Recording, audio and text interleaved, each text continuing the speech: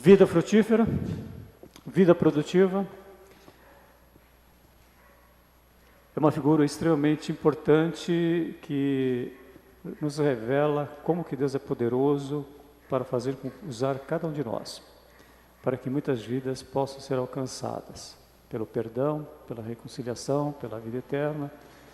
E nós agradecemos a Deus porque Jesus disse que nós faríamos coisas maiores do que Ele fez, né? Existe algo que ninguém poderia fazer, morrer na cruz em nosso lugar. Então, esse fato não está contabilizado aqui. Ele está falando da missão que Ele deixou para nós, uma vida frutífera. Quando Ele ressuscitou, quantas pessoas estavam ali presentes? Apenas 120 pessoas. Então nós vemos que multiplicação que Deus fez, logo foram 3.000, 5.000, e hoje se fala em 1 bilhão de cristãos. Multiplicou? Por que o Evangelho é tão poderoso? Porque ele é o plano único que Deus tem para as nossas vidas. E por isso que nós estamos pensando que Deus quer nos usar para uma vida frutífera. Parábola da semente, que produz a 30, 60, 100, né? Então nós somos essa semente que vingou, que deu certo, único e exclusivamente pela misericórdia de Deus e porque nós aceitamos a misericórdia, porque existem pessoas que rejeitam a misericórdia. E para que nós tenhamos uma vida frutífera, é interessante que algumas convicções estejam bem firmadas dentro de nós. Então nós, a certeza da salvação, ninguém tira a salvação de nós, o pecado faz com que a gente tenha certeza que podemos vencer o pecado, que pelo poder do Espírito Santo nós temos certeza de que nenhuma culpa pode tomar conta do nosso coração. Então o perdão, que é uma coisa extremamente complicada na vida do ser humano, ele carrega a culpa a vida inteira. Então, como é bom a gente saber que temos um Deus que faz com que nem o acusador tenha poder de fazer com que a gente se sinta culpado, porque Deus já fez tudo por nós. Agora, é claro que temos que confessar os nossos pecados, Ele é fiel e justo para nos perdoar e nos purificar do pecado. Então isso é uma vida constante.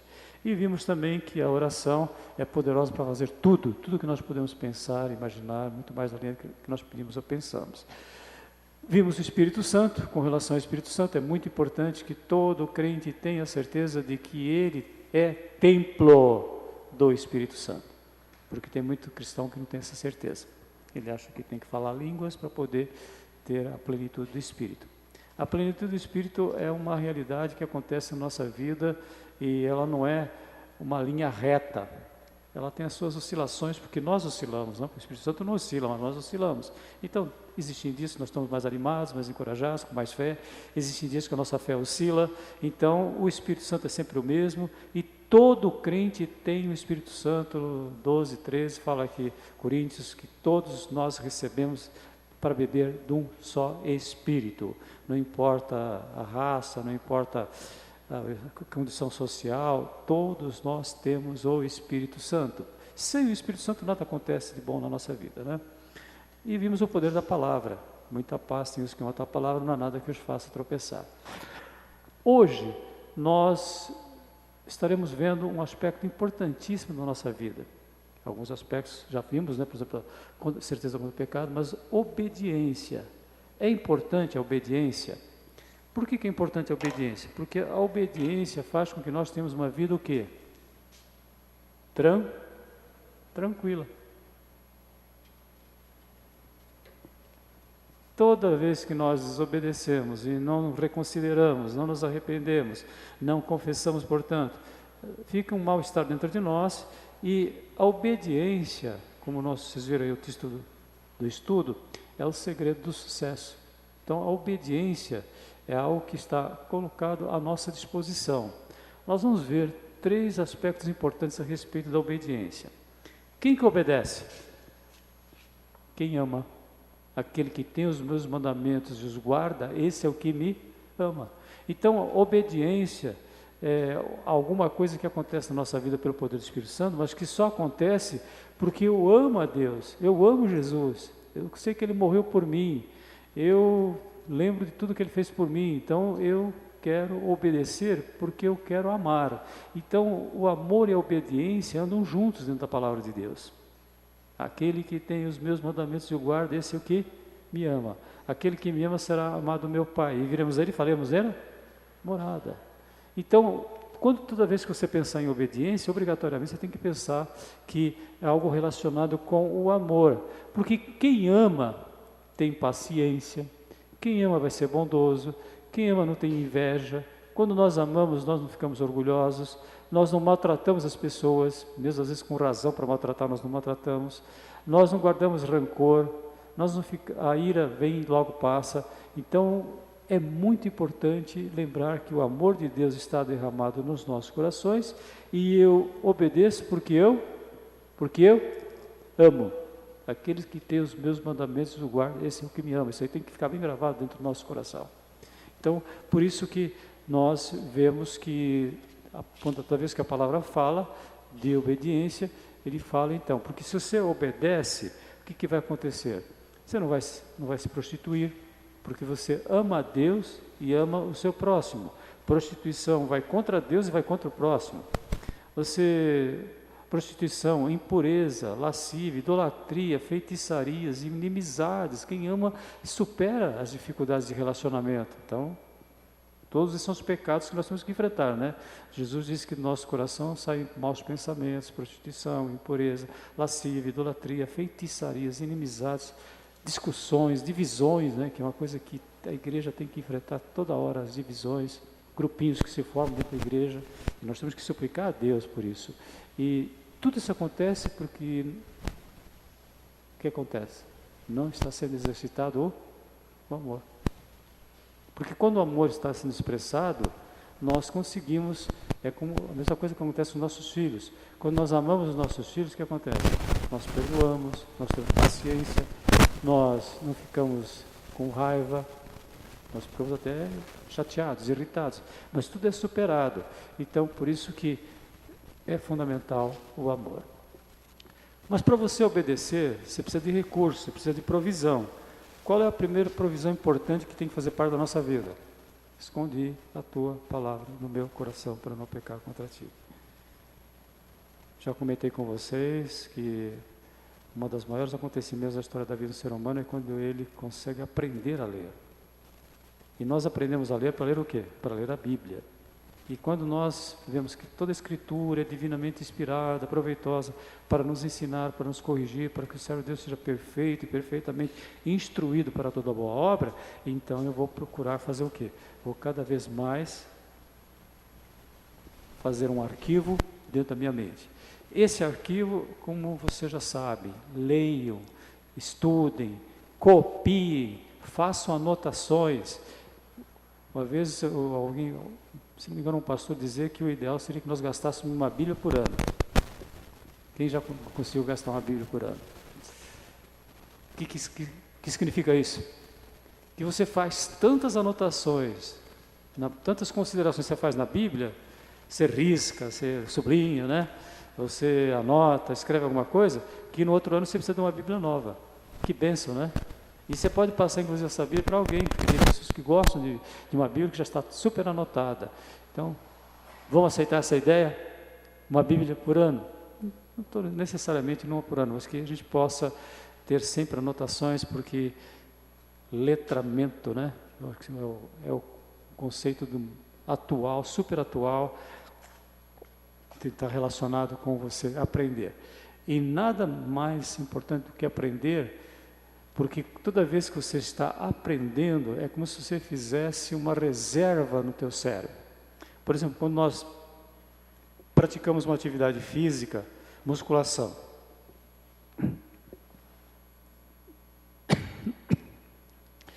você cria músculo, não cria? Esse músculo passa a ser o quê? Uma reserva. Na hora que você precisar correr, você está com o músculo pronto para correr. Atletas, isso é uma coisa que eu tenho visto, atletas que foram super atletas na adolescência e depois entraram na vida sedentária. Quando eles voltaram para a atividade física, no instantinho eles recuperaram. Nós chamamos de reserva muscular. Agora, existe uma reserva mais importante ainda, reserva cerebral, reserva cognitiva. Você vê pessoas, por exemplo, que a tomografia, por exemplo, um exame deu sinais de Alzheimer, por exemplo, em 2 pessoas, e uma não tinha sinal nenhum de Alzheimer, e a outra tinha Alzheimer. Por quê? Essa que tinha, não tinha sinal, não tinha sintoma nenhum, não tinha sinal de Alzheimer no dia a dia, na sua idade, tinha uma reserva cognitiva. Agora, qual é a melhor maneira de fazer uma reserva cognitiva, uma reserva cerebral, intelectual? Palavra de Deus. Então, vocês invistam aqui. Hoje é uma coisa que está muito cogitada, está sendo enfatizada para que as pessoas consigam vencer, né? O que eu posso fazer? Ensina-me a fazer a tua vontade, né? Que tu és o meu bom Deus, que o teu bondoso Espírito me guie para o terreno plano. Então, você vai orar: Senhor, eu quero ser obediente. É fácil ser obediente? É claro que não, mas eu posso suplicar para Deus para ser obediente. E nós temos uma garantia aqui, que Deus é poderoso para operar o quê? O querer e o efetuar. Então, tudo isso é provisão que nós temos na Bíblia. E em Judas, versículo 24, ele é poderoso para nos guardar de tropeçar. 1 Coríntios 10, 13, não existe tentação além das nossas forças. Então a gente está voltando um pouquinho lá atrás, no que nós já vimos aqui contra o pecado, mas porque hoje nós estamos pensando, obediência é ter uma vida mais tranquila. Vocês já perceberam, quando nós desobedecemos, sempre a gente fica sofrendo, tem tristeza? Existem provações que não tem jeito a gente evitar, são provações que todo ser humano tem. Jesus garantiu para nós que nós teríamos tribulações nessa vida, né? Mas nele nós temos a paz, nós poderíamos viver bem melhor. Eu e você, não estou dizendo, que ninguém está levantando culpa de ninguém, mas poderíamos viver bem melhor se nós prestássemos atenção que a obediência leva a uma tranquilidade física, mental, espiritual, social, familiar, financeira, todas as áreas da nossa vida. Então vamos orar. Quais são os resultados? Segundo Crônicas, vocês lembram, 7,14, quando estava sendo inaugurado o templo, ficou bem claro que quando nós nos arrependemos, quando nós nos colocamos na face de Deus, que é a palavra dele hoje, o que acontece? Nós somos o quê? Curados. Então a cura está muito relacionada com obediência. O salmista dizia assim: foi bom, Senhor, ter me afligido para que eu pudesse aprender a tua lei. Então a aflição fez com que ele pudesse o quê? Aprender a palavra de Deus e aí ter mais tranquilidade para ter aquilo que ele mesmo diz, a palavra ser o sustento da vida dele, aquilo que tirava da ansiedade.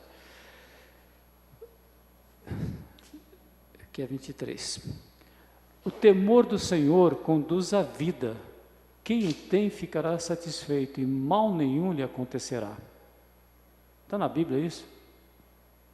Está. O temor do Senhor conduz à vida.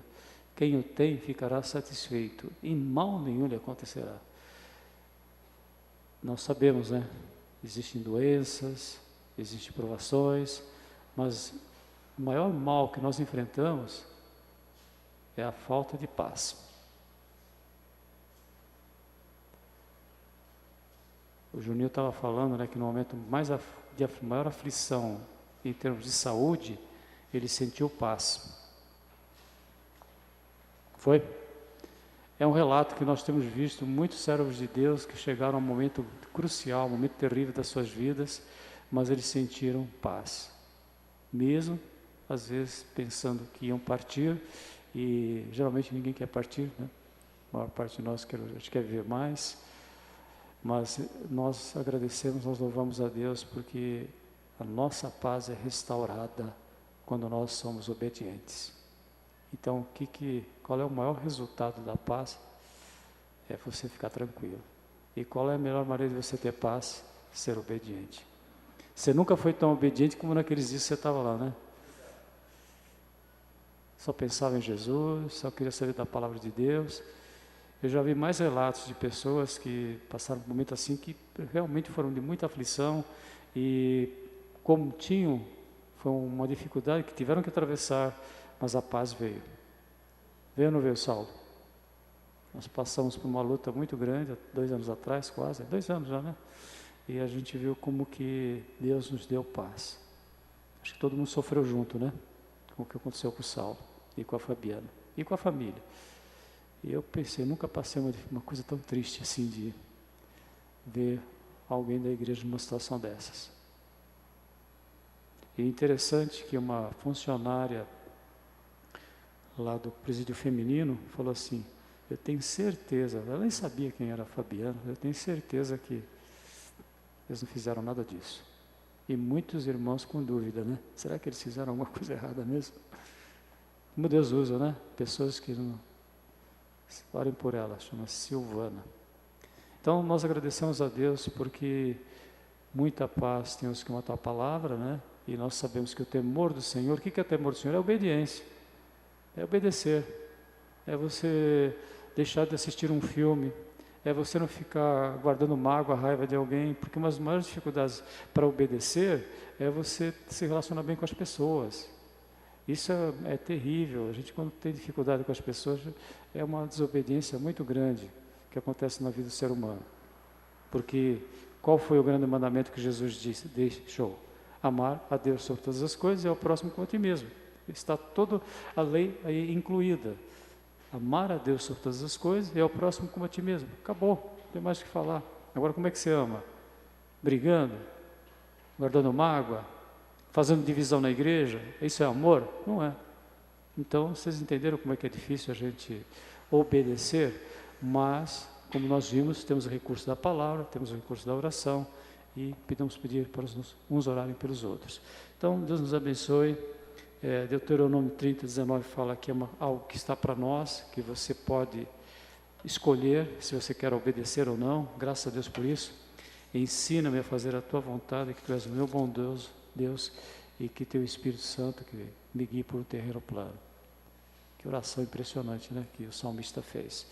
E isso vai fazer com que a gente alcance o plano que Deus tem para nós. Qual é o plano que Deus tem para nós? De nos dar o quê? Tranquilidade, de nos fazer o bem. Construam casas, habitem nelas, plantem jardins e comam de seus frutos. Case-se e tenham filhos e filhas. Escolham mulheres para casar-se com seus filhos e deem suas filhas em casamento. Multiplique-se, não diminui. Procurem a prosperidade da cidade para a qual eu enviei vocês. Então, nós estamos no mundo, uma tarefa de darmos continuidade à nossa vida, porque sou eu que conheço os planos que tenho para vocês, diz o Senhor, planos de fazê-los prosperar e não de lhes causar dano, planos de dar-lhes esperança e um futuro. Então vocês clamarão a mim, virão orar a mim e eu os ouvirei. Eu me deixarei ser encontrado por vocês, declara o Senhor, e os trarei de volta do cativeiro. Jeremias, capítulo 29. Obediência, como resultado, tranquilidade. O que nós temos que saber? Que obedecer é amar a Deus e ao próximo. Aí tem perdão, tem paciência, tem mil aspectos importantes. Pureza, né? Obedecer é estar dentro da provisão de Deus. E obedecer é ter resultados. E o resultado, paz, muita paz. Vamos orar por isso?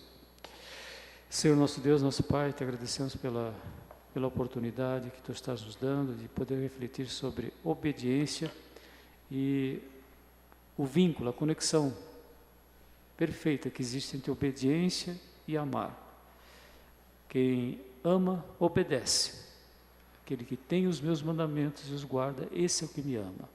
E amar é amar a Deus e ao próximo. E suplicamos que tanto a questão do amor que está derramado nos nossos corações, que ela possa se expressar em todos os momentos, com a paciência, com o livramento da mágoa, da ira, que no poder do Espírito Santo nós possamos usar a palavra, a oração, a comunhão, para termos a provisão perfeita para obedecer e usufruir os resultados de tranquilidade e de paz que Tu queres nos proporcionar. Esse é o Teu plano. O Senhor, mais uma vez, ensina-nos a fazer a Tua vontade e que o Teu bondoso Espírito nos guie por um terreno plano, pelo poder do Espírito Santo, em nome de Jesus. Amém.